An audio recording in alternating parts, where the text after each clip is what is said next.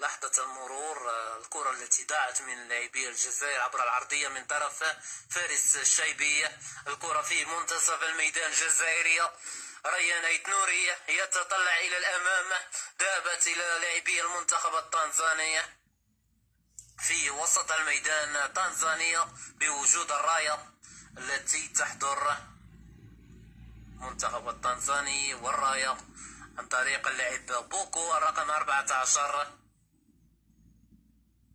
عادل عمروش.